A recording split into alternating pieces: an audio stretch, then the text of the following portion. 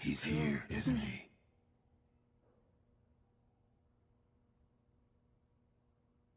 Good to see you again, Jack. Sorry, I don't believe we've been acquainted. Don't be a fool. We go way back. We met amongst the tall trees. Remember? Lily, return to me. Oh, Junie, Junie, Junie, Junie. Be careful now. You know what happened to his last whore? She died. She died an ugly, ugly death. Welcome back to the Haddonfield Horrors Podcast, where we review horror movies and horror franchises. I'm Mark, I'm Tawan. I'm Elian. and today we're reviewing Late Night with the Devil, released in 2024, written and directed by Colin and Cameron Cairns. Elian, can you give the people the plot summary? A live television broadcast in 1977 goes horribly wrong, unleashing evil into the nation's living room. Johnny Carson, rival Jack Delroy, hosts. Late Night with the Devil. This is one that was on my radar. Like, I had saw some trailers, I had saw some stuff online, but for some reason I didn't feel the need to just like jump and go see it. I know Tawan had mentioned it to me a couple months ago, and I was like, I'm not interested. And I don't know what I was doing. I was just like just like browsing all the apps, all the streaming apps, and I came across Late Night with the Devil, and I was like, well, let me just pop this on and just see. It's on streaming, why not? And I immediately texted Tawan. I was like, okay, this movie is really fucking good. Like, I was sleeping on this for some reason. Like, I was very stupid to dismiss it, and I wish I could have saw it in theaters now because it was really good. And I don't know what took me so long because Because you're a hater. for like wow, maybe I'll give you that, maybe, but I don't know what took me so long because for like a good like 4 or 5 years I was obsessed with late night talk shows, and I watched a whole documentary on like late night talk shows starting with Johnny Carson. So like I enjoyed watching this, and I love a good 70s vintage aesthetic. So like this movie was like I enjoyed this movie. There were some parts in it that we'll talk about that kind of like left me like a little like they shouldn't have done that. But overall, this was a good movie.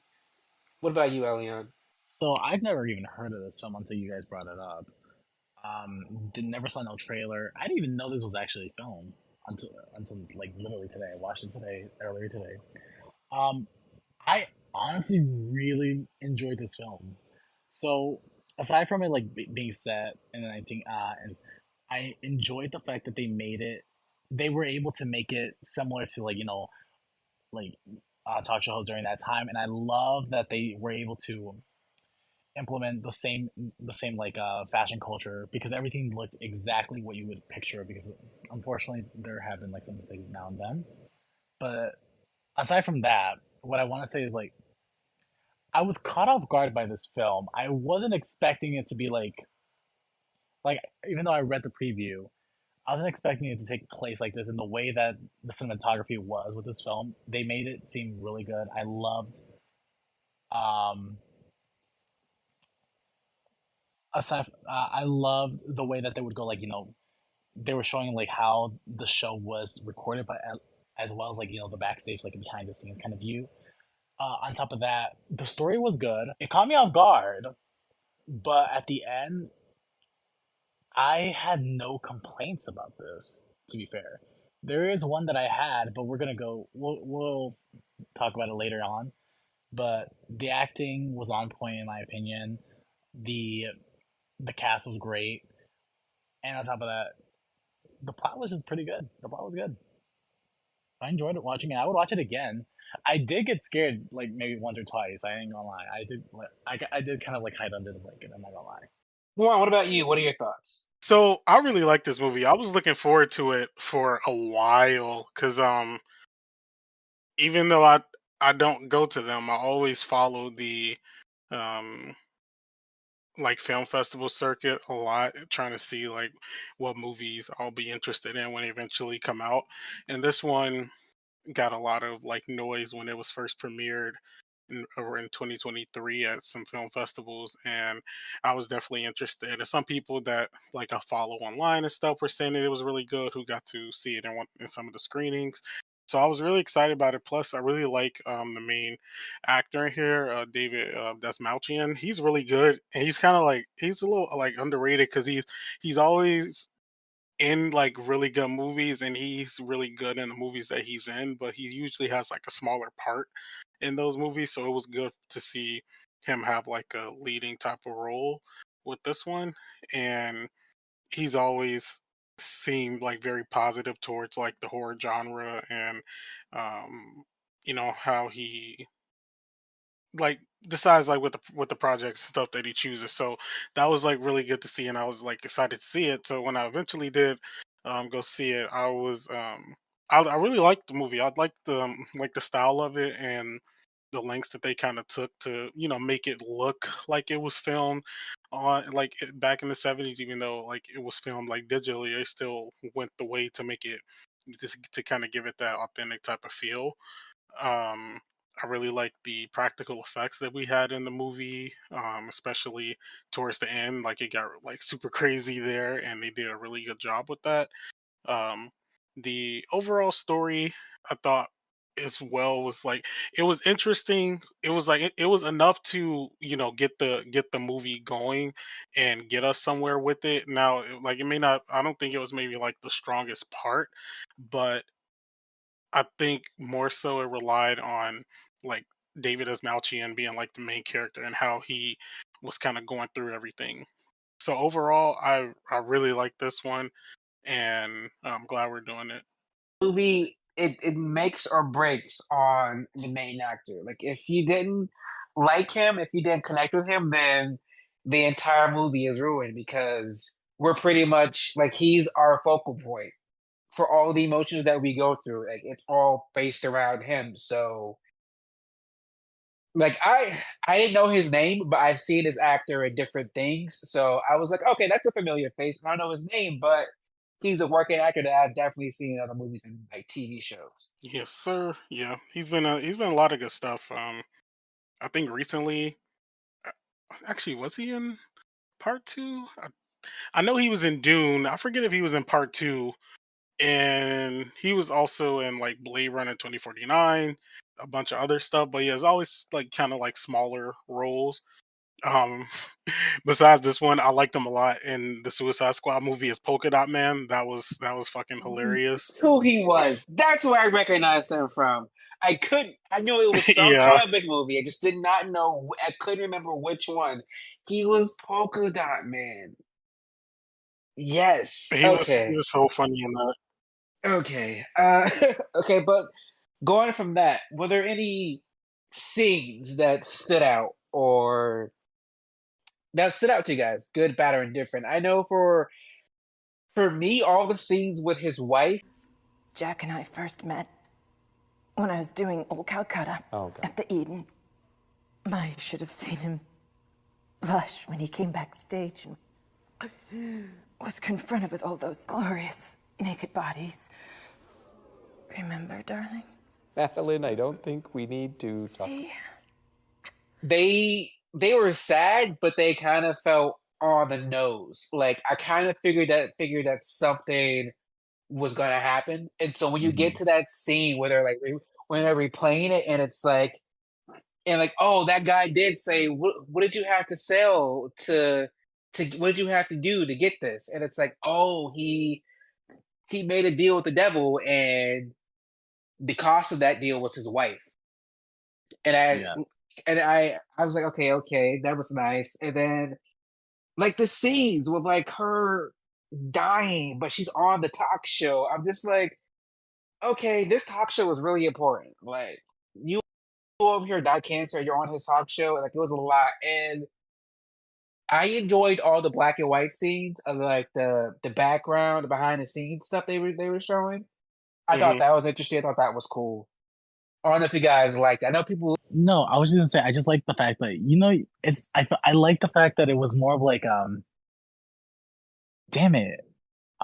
Like I said before, and how you're bringing it, I like that it brings up behind the scene. I felt like I was watching like a director's video, like where you like they show you what's going on stage, and then they actually show you what's also going on behind the scenes. You know what I mean? Like a director's cut. Not a director's cut, but there is a specific word. I totally forgot what it was. Like a documentary crew, like Yeah. Oh my god. we're filming. Ow. Yeah, we're filming behind the scenes of this late night show today to show you guys. Like, yeah, one of those like Yes. behind the scenes specials they used to do all the time. Yeah. Yeah, I Yes. enjoy that, but people online are like, oh, it's not one of those, like art house I douchebaggery scenes. And I was I like, didn't art mind house that. douchebaggery. I was like, I enjoyed it, right?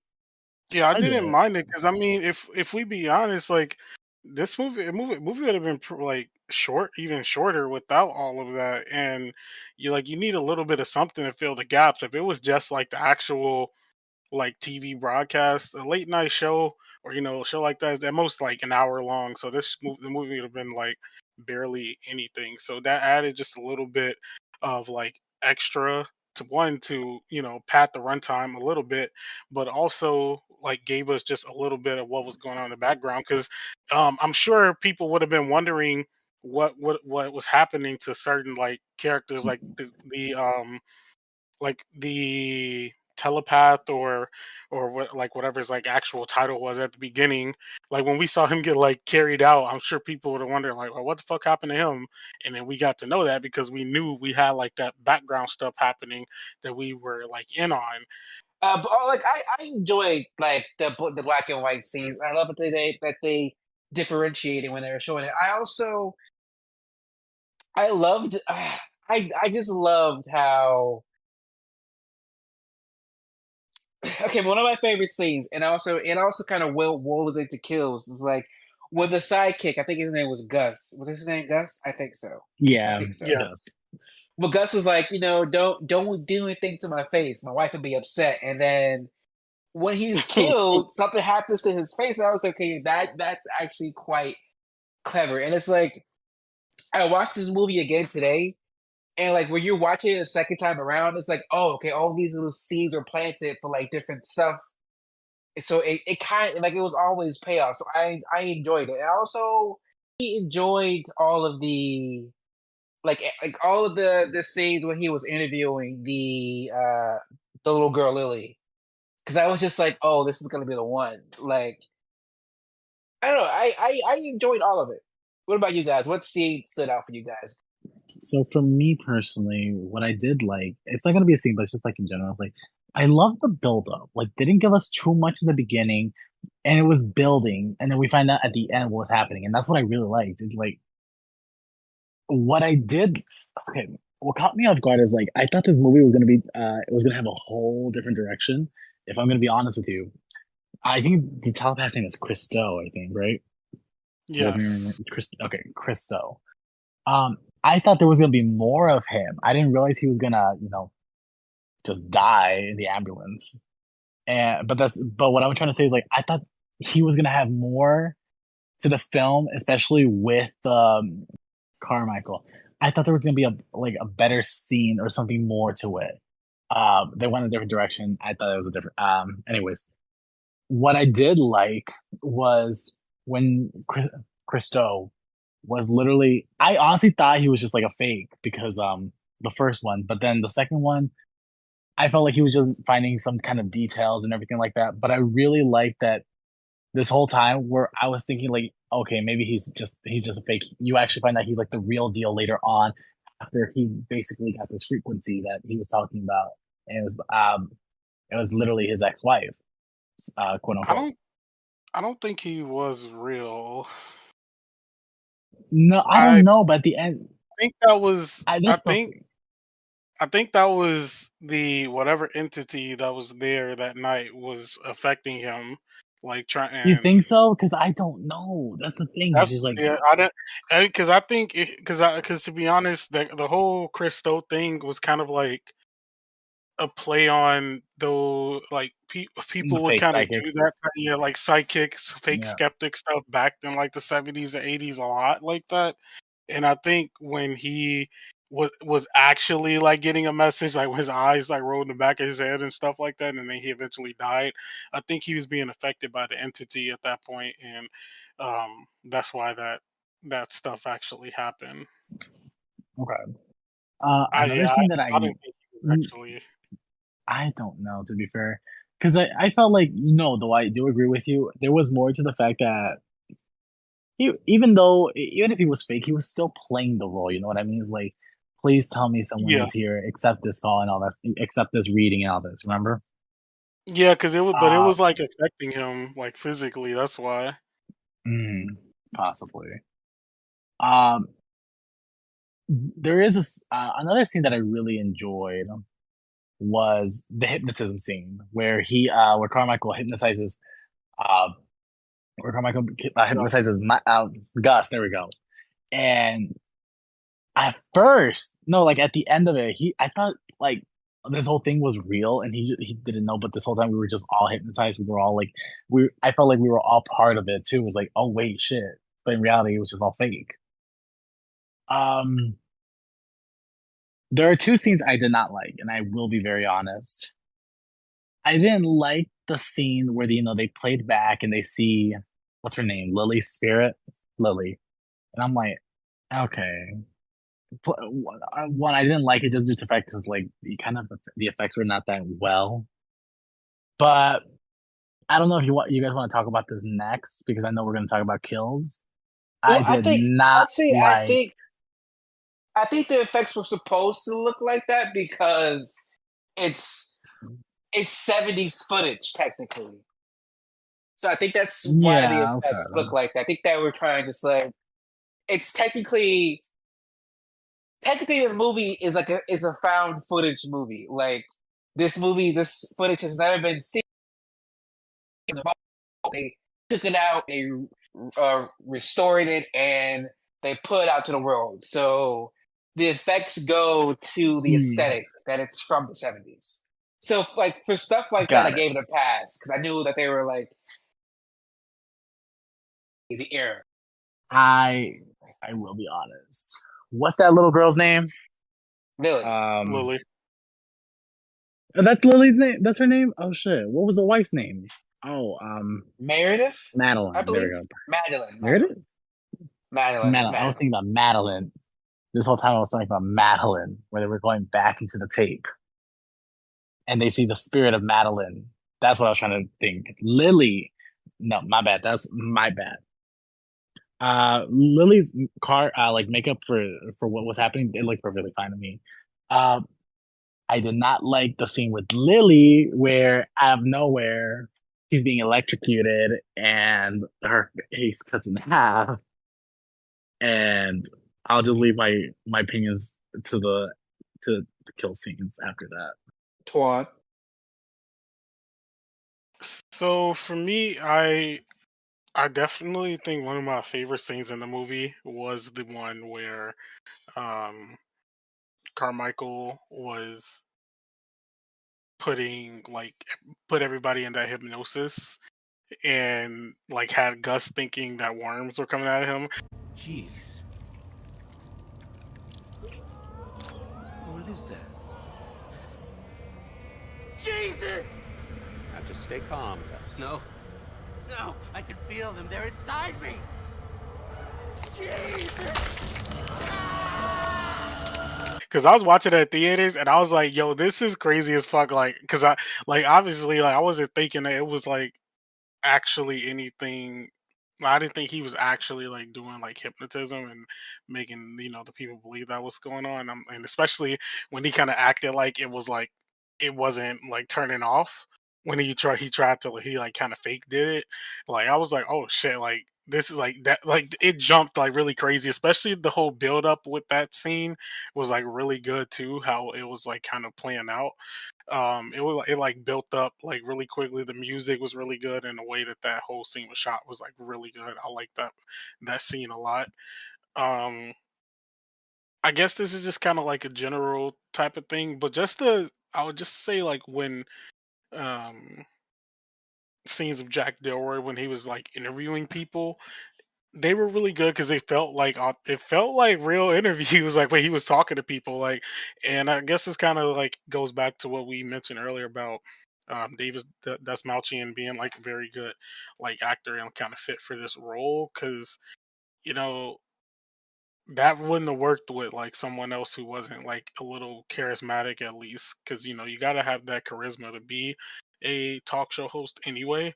So that being like a movie like this and him having like that same type of charisma as like an actual Well, a little talk show a host little would have. spoiler for our beat behind the scenes later. The actor actually has a little background in hosting. Mhm. Yeah, so he was perfect for it. Yeah, it worked out. It worked out really good because like the scenes where he was just interviewing people felt like fairly authentic to what was like going on in the movie, and I liked how it came across.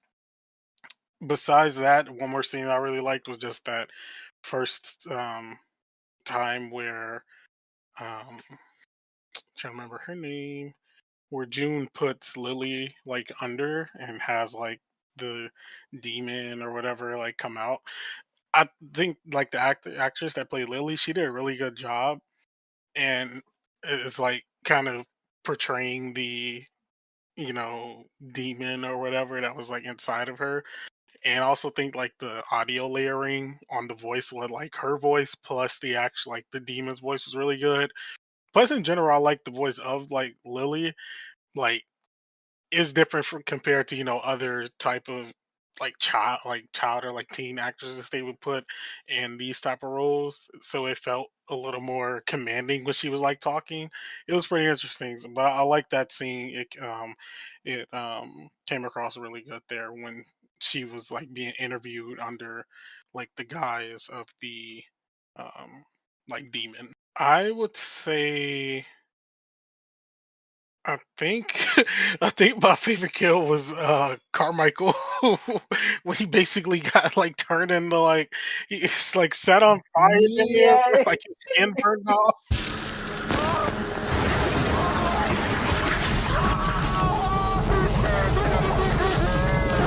That was crazy. That check burned up right in front of him and he immediately but it's like he got turned into lava almost. Like that was crazy. But it all just happened like Jesse, honestly just that whole scene though. yeah, because didn't like 4 people die in that scene? It Yeah, was like pretty much Gus, everybody important yeah, died in that scene Gus, Carmichael, in June.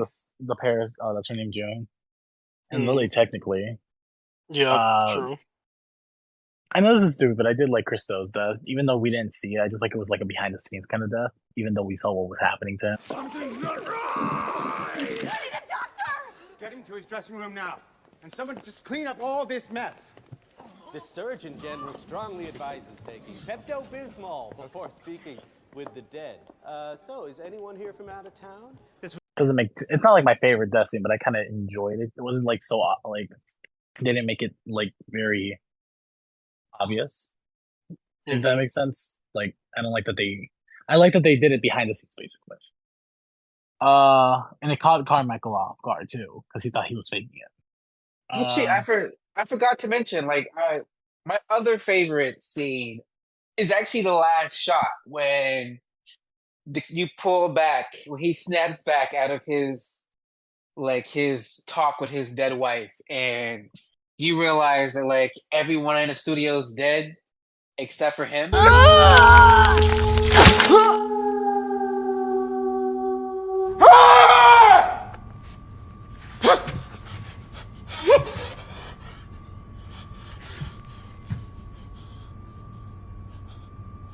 And you hear the police start. Yes. It's like, oh, okay. Because it kind of went back. Like he sold his soul to the devil, which cost him his wife, in order to make Mhm. this show. Like he wanted to beat Carson in the ratings, and this is what made him beat Carson and what put him made him famous.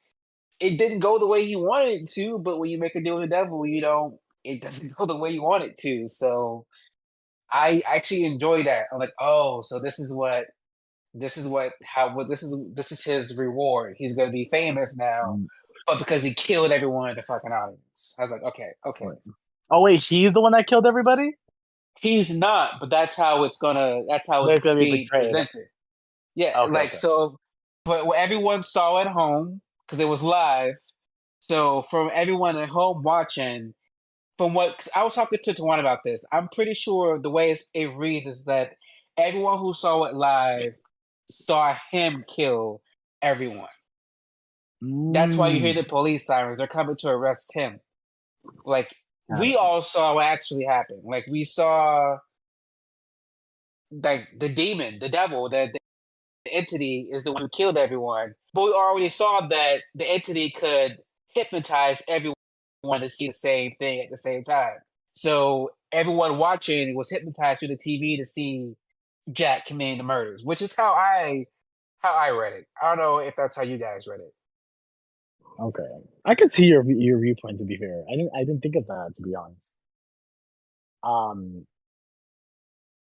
I will say I don't know if you caught the part where I said I was kind of low key scared at the end of it, and I was like hiding under my blanket just because like when it was like when Lily grabbed the camera and it was going straight into her half face, like in the static, you saw a face coming. I thought, oh, I got so fucking scared because I thought it was gonna be like a big ass jump scare. And I was like, oh hell no! And when the camera was rolling back, I already saw the static. I was like, okay, let me hide under my blanket because I thought another fucking face was gonna pop up and scare the shit out of me. I was like, no, not today. I didn't know if there was. I was too scared. I hid under my blanket until the end credits showed up. Well, lucky for you, there was nothing like that. Okay, I don't know. The face terrified the shit out of me. Like in that little static form. I know because I didn't expect it. I really didn't. And that was practical too. Like obviously, like not the beam, but the actual like head like splitting. That was like a practical like thing. I think that might be it. Cause yeah, I mean, pretty much everything happened in that one scene. Um, so yeah, I mean, honestly, just that whole sequence as a whole, because it all happened so quickly. Well, let's move on to the characters. Elian, what are your thoughts on Carmine? Well, Carmichael was obviously like conceited, egotistical. We're trying to find a very rational, like a skeptic. Obviously, that's what his character's supposed to be. Um, like Twan said, like what both of you guys said, it did make me laugh at the end how he died, especially with that damn check on his hand. I thought Carmichael was not well, not like more like I almost say interesting, but I really don't think that. But I thought he was like a good character to have for what we were kind of given in the movie. Because one thing I always love when like movies like these that deal with like possessions or like demonic entities or like have like a skeptic or someone who eventually gets proven that something is actually happening. I love that. And then I also love a hater, and he was definitely being a hater like throughout the movie. So those two things together, and he was kind of one of my favorite characters, not gonna lie. And also just it was a really good like portrayal of that type of person who would be um not even just back then, but like even people like now who say like, oh, if X is really true, prove it to me, and I'll give you X amount of money for it, blah blah blah blah, and you know they're gonna die on their heel forever until like they don't have to give out those funds, even like not saying that the that a demonic possession is true, but just like the whole thought of that type of deal is something that people with monies do a lot. But besides that, yeah, Carmichael, he was just really good to like have here, and also like with the other like characters that we have here, like Christo at the yeah, I think it was Christo, yeah, like Christo at the beginning, who we had, and him kind of like telling how like basically giving the sauce on like how people would kind of like get the information out of somebody by kind of just throwing out like cold questions to somebody, so to somebody like gets the hit. So that was cool, but it's funny. But even funnier at the end, how once everything was happening with Lily, he immediately tried to like join the side of the demon and like give like his life or soul to the demon or Girl, whatever. bye. Yeah. I thought that was like really funny how like that switch up there. He was like, oh damn, shit just got real like immediately. And I think lastly, he just gave us one. I feel like he gave us one of the best scenes in the movie too. That scene with Gus was really good. I like that scene a lot. Well, Tawan, since you're already on the road, why don't you give us your thoughts on June? June was incompetent because for bringing that child on that show. There's no reason that she should have done all, like that in the first place. Like I really don't care the reasoning behind it, but there like she was like really incompetent for doing that in the first place, like putting this child in this position.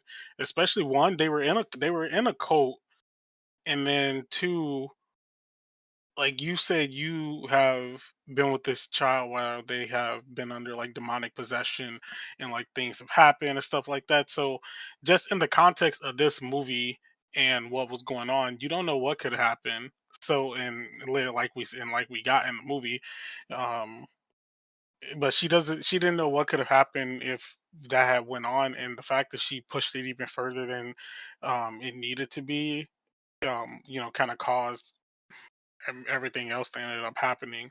So I just thought like she was really incompetent for putting like Lily in that position. Yes, Lily is like under the like guise of a demon or whatever, but still, there's still a little girl like inside of that like inside. So yeah, I just think June was like incompetent for what she did there. Elion, what are your thoughts on Gus? What I thought about Gus was obviously he played his role as he should have, as he was trying to be the funny sidekick, as well as trying to calm everybody down and hold it together. Um, what I don't think there's really much I can say specifically about Gus besides I feel like he represented as much as how we would react towards a situation. What about you, Tawan? What are your thoughts on Gus? Why were they treating Gus so bad though? I I thought have like they were I have treating to Gus say so bad. I have to say it's true to the late night sidekick. The late night sidekick always gets like picked on or bullied. It's kind of in the job description. They was doing my boy Gus dirty. like he he just wanted to get home to his wife, and Jack fucked that up for him. But I thought Gus was a good character though. Like he definitely like like Mark mentioned, he definitely fit that kind of like sidekickish role to like a late night show host like really well. And when I was like reading up, I read that this was actually like that actor's first like movie. So I thought that was he worked really good with like within this one. And um I just think as like the as the character though, they were doing him like they it felt like they were doing him so dirty though throughout like the movie. But I liked his character, and I thought I would have liked for him to survive because he really wasn't involved with any of that. He was trying to just leave.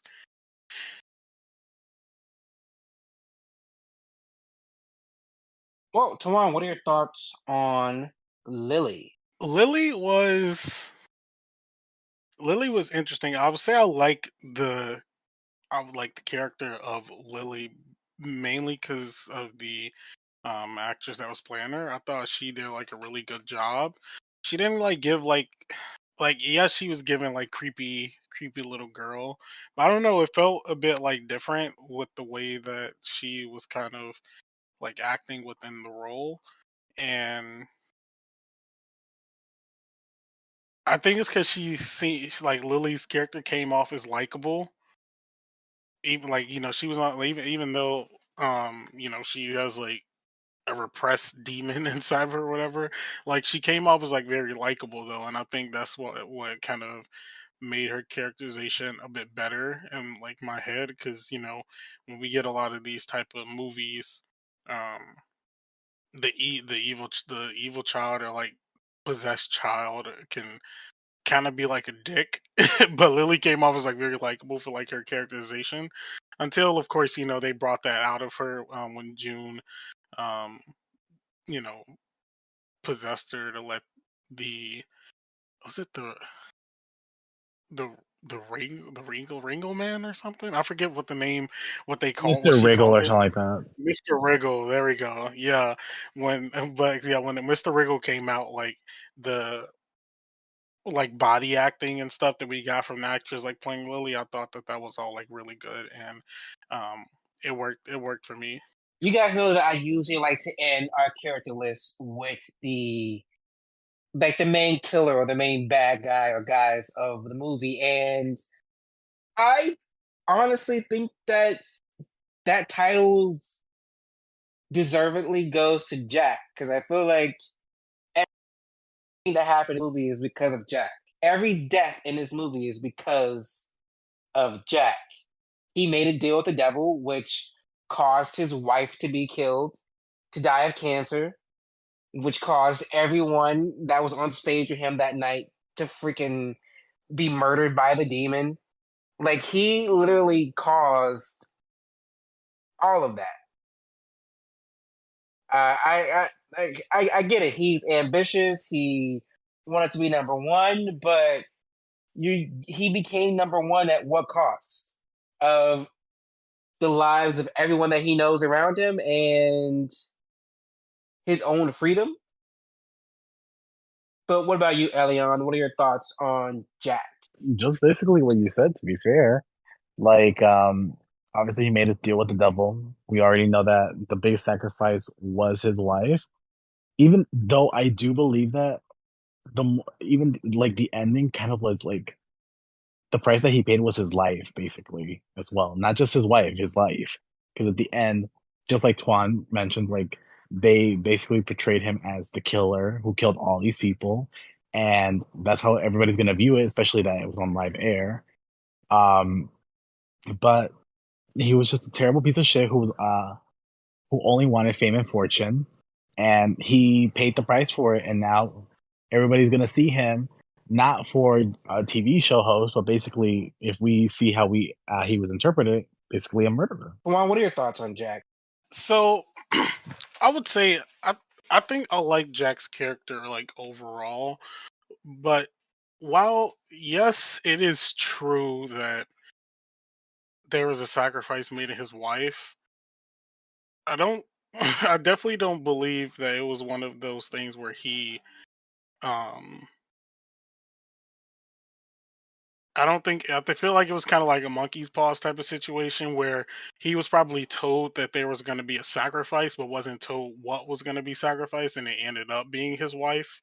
Like later on, when when things started happening, which he of course he knew that probably once things started happening with his wife and she got sick and eventually died, that like probably was what happened, but I don't think that he went into that situation with like the like the Grove or like that elite group that he was with, um, planning to have his wife like taken out because he didn't even throughout everything that happened in the movie, like he never came off as like mean spirited, anything like that. And he definitely seemed like he did love his wife. Like he didn't seem like he disliked her or wanted her out of the picture, even if it was for him to get to the top. But I mean, once it started happening, it wasn't like he could reverse anything anyway. I mean, yeah, I'm with you on that, but it's also like I'm pretty sure he was aware that something was gonna happen. Like, I mean, yeah, but like who? But like I mentioned, he probably wasn't the knows they're gonna be his wife. I mean, but he knew it was gonna be something, which is still bad. Like, he still knew that something was gonna happen. There was gonna be some kind of quid pro quo, and he didn't take that into account. He was just blinded by his ambition, which is I don't know. Like, I still liked his character. He was still very charismatic. He was still great as a host, but like still, like he caused all the death in this movie. I mean, yeah, you're not wrong about that. Um, like you're definitely not wrong, but for him, he saw it as like the means to his end because, like you mentioned, he was like blinded by the ambition because he didn't want his shit to immediately just like tank. Because I guess from what we could see, like he seemed like he was good at his job, and from at least for what we saw as like in character, but he he just wasn't He couldn't be Carson. Carson was king. Carson had that talk show from the late the late 60s up until the mid 90s. Like it wasn't him. It's just it was Carson and nobody else. Pretty much. So the real villains are the Grove, not Jack. The Grove? It's the Grove's fault? It's the Grove's fault. Wow. Well, Goodbye. with that, we are at the end, but we're not quite at the end because Tuan still has to give us the behind the scenes info and Late Night with the Devil had a budget of around 1.5 million and it brought in a box office of 12.7 million. Some interesting facts. The film has come under scrutiny for its usage of AI to generate 1970 style title cards that are a part of the presentation of the talk show. After some horror fans took to X, formerly Twitter, to express disappointment with the AI generated art, the directors clarified how the technology was used. The statement reads, in conjunction with our amazing graphics and production design team, all of whom worked tirelessly to give this film the 70s aesthetic we had always imagined, we experimented with AI for 3 still images, which we edited further and ultimately appear as very brief interstitials in the film. We feel incredibly fortunate to have had such a talented and passionate cast, crew, and producing team to go above and beyond to help bring this film to life. We can't wait for everyone to see it for themselves this weekend. In a 2024 interview with the Movable Fest, Colin Carnes explained the reason why the film is set in 1977. The film had to happen on the Monday night for sweeps week, so the stakes are high, and this is the beginning of the week that's going to make or break Jack Delroy's career, right? And it just so happened that in 1977 was the only year in the 70s where Halloween fell on a Monday night.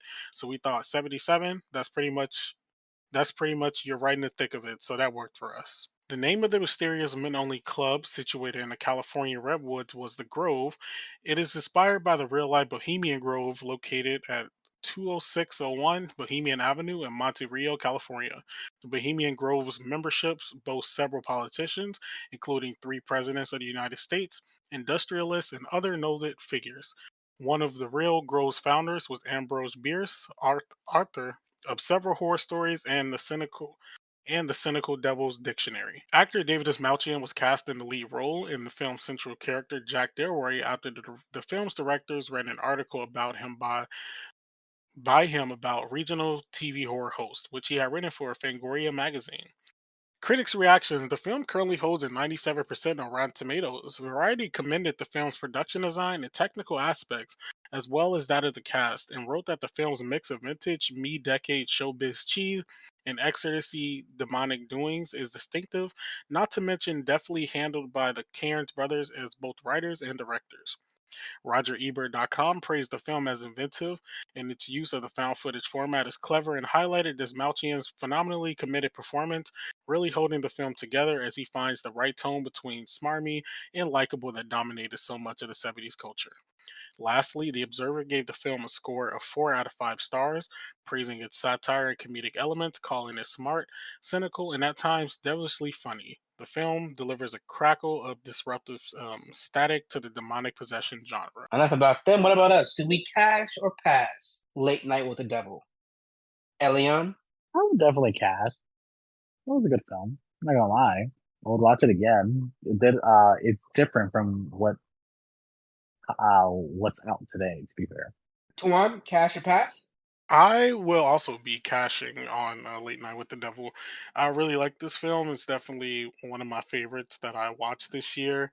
I have rewatched it a couple times since it came to digital. I think I think it's gonna hold up really well in the future. It might be one of those kind of cult classic type movies. Um, it's I know a lot of people were kind of getting on the whole like AI thing. I really didn't care much about it, to be honest, at least in the usage that we had here. As far as like future conversations with other movies, that's like a whole different topic. And, I get why some people were upset about it, but I don't think that should take away from everything else that we got throughout the entire movie. And I think David Desmalchian really needs to get some more leading roles because he was really good here. And I think he carried this film really well. So I'll definitely give it a cash.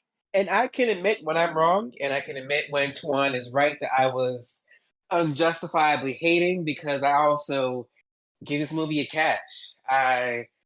don't know why I didn't see it in theaters. I don't know why I didn't listen to Tuan originally and give it a shot, because this is a good movie. Like guys, this movie wasn't even on our schedule to be reviewed anytime soon. It wasn't even on any kind of schedule that we had for the podcast. And I literally watched this movie and I was like, oh, I have to fit this in somewhere. And that's how good it was. Like I was like, I have to talk about this right now. And that rarely happens. But Kawan was right. This is a good movie. This is a cash.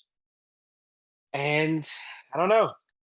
I I like you, Tuan. I need to see this main actor in more leading roles. But I also want to see this sibling duo.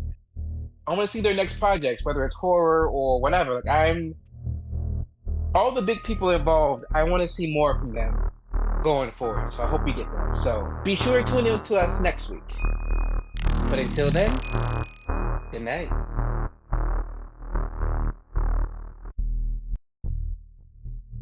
If you like this episode, please check out the Haddonfield Horror podcast from big series like Friday the 13th, Halloween, and Saw, or our one-off reviews like The Blackening and Hereditary. You can follow Haddonfield Horrors on Instagram and TikTok, where the hosts post updates and mini-reviews.